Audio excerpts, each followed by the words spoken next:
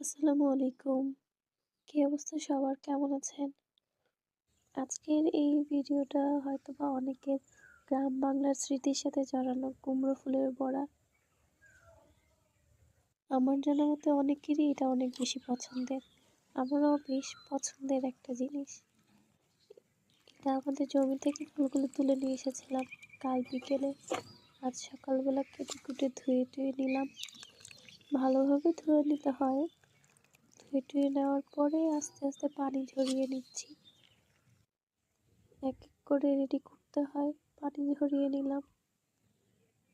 ফুলগুলো ধুয়ে নিয়ে একটা বাটির মধ্যে রেখে দিলাম। আর ধনেপাতাগুলো ফ্রেশ ধনেপাতা আমাদের জমিয়েছিল।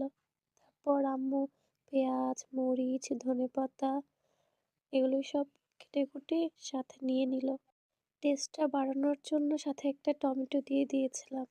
তারপর ময়দা আর কুমড়ো ফুল, টমেটো, কাঁচামরিচ, মরিচের গুঁড়ো, হলুদের গুঁড়ো, ধনিয়া গুঁড়ো, জিরে ফাঁকি সবকিছু আম্মু একটু একটু করে সাথে লবণ সবকিছু আম্মু এক এক করে দিয়ে দিচ্ছিল।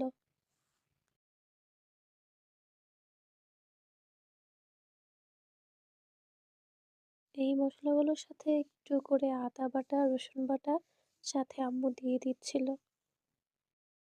এই বড়াটা ভাজা হলে আমাদের ভাত লাগে না, ভাত ছাড়াই খেয়ে ফেলা হয়, শেষ হয়ে যায় খাওয়া।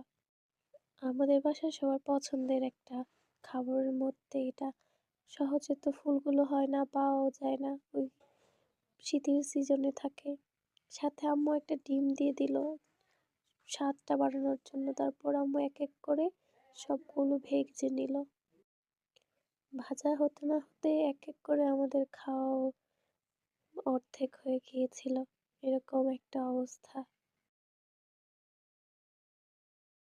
আলহামদুলিল্লাহ অনেক বেশি মজা ছিল আম্মুর হাতের এই রেসিপিটা।